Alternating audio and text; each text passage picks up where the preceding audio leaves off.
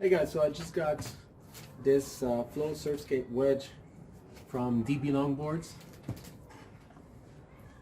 This is Jesse here. So I'm gonna unwrap this.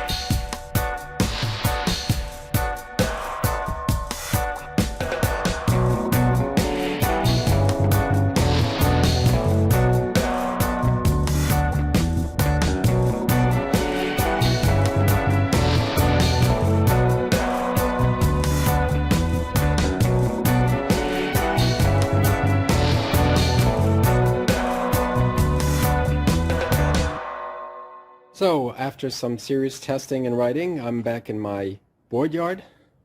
This is my board yard right here. This is a great board with a very wide platform. I think it's a little bit under 10-inch wide. You can see the wide blunted nose, which is great for riding with your front foot on top of your front truck, giving you great leverage for turns and for carving. So very comfortable, ample foot platform right here. It's got a nice concave, which is subtle but effective. I don't know if you can see it here. Let me try to give you an angle. Oh, hard to see. So you can see the edges are uplifted.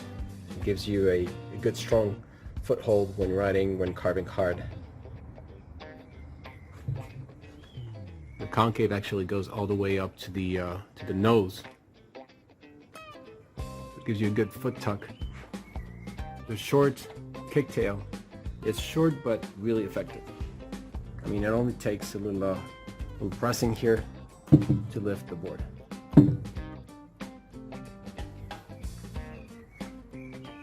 Really like the Flow logo as well. The grip tape is just coarse enough to keep your feet in place, but not too coarse to keep them from moving. When you're surfing and carving, you need to be able to move your foot around.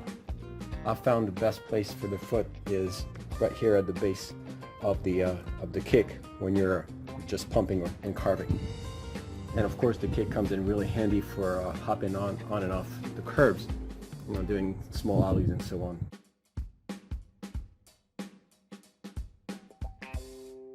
So a really nice design.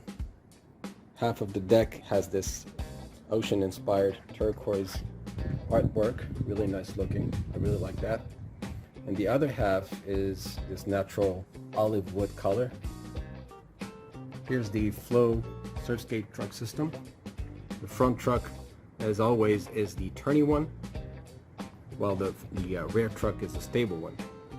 You can see it's a spring-based mechanism with a front axle here, similar to the C7, Carver's C7.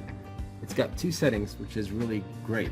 You can tighten or loosen the turning axle, and you can play with the spring tension here. The combination of both lets you really adjust the truck to the way you want it to feel. So depending on whether you want to do some really radical surf style carving and slashing, or if you just want to, you know, do some mellow pumping for commuting, you can fine tune it the way you want. One special thing about this truck is it's relatively short compared to other surf trucks. For example, to the Carver trucks, which are really tall. This one is pretty short, even though it's mounted with a riser here. The result is a low riding board. So when you ride around on this board, you're pretty close to the ground, which is great for pushing. So you can easily alternate pushing and pumping when commuting, and I really like that. And in spite of the truck being really short, you don't ever get any wheel bite. The turning radius is pretty wide. I think it's 110 degrees. But no matter how tight you carve, you never get any wheel bite. Also due to the deep wheel flares here. You also get wheel flares in the back here. I don't know if you can see them. They're closer to the rail, and they're kind of deep too. The rear truck is a regular traditional kingpin truck, the bushing space system used to stabilize the board, while the front truck is really turny. The rear truck is a stable truck that acts like a surfboard fin in the water. So the role of that truck is to keep the back of the board stable, while the front truck turns a lot. A distinguishing feature of the Flow is the amount of turn it has for very little lean. So let me show you what I mean by that. If I press on the rail here,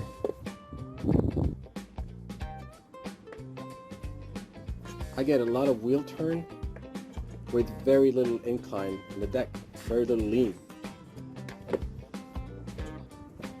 So I get tight turns without the rail digging towards the ground, which gives the Flow the feel it has, a special feel it has.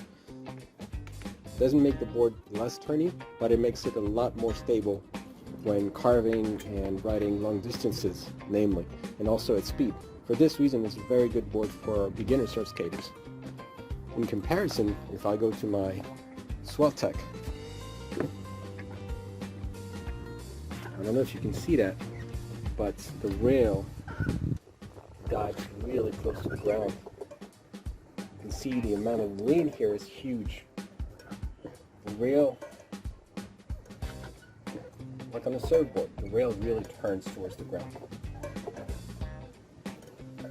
And that's also a great thing for specific surf maneuvers. It's the closest you get to surfing. However, it's not as easy to get started on, and it's not as comfortable for speed and for commuting. The wheels on the Flow Wedge are fast rolling. They're pretty large wheels compared to the board size. They're 69 millimeter in diameter.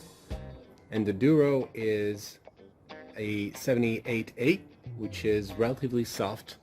So the wheels roll over the bumps and cracks and small obstacles pretty well. You get a comfortable ride when riding around cruising and commuting. You can see it's a relatively square lip with a large contact patch, so that makes the wheel extremely grippy. It's actually takes a lot of effort to break traction on this board. If you want to slide, you really need to put all your weight on the rail and push the board out. The stock bearings are decent. Let me spin the wheel. As you can see, you do get a decent roll with these stock bearings, but you could get a lot longer roll with some better bearings. So I might just get some Bones Red for real smooth rolling. So overall, the Flow Wedge is a nice looking board with good quality components, and it's made by the same company that produces and markets DB longboards, Rain longboards, Cloud Ride wheels, and other leading brands. They have my trust so far.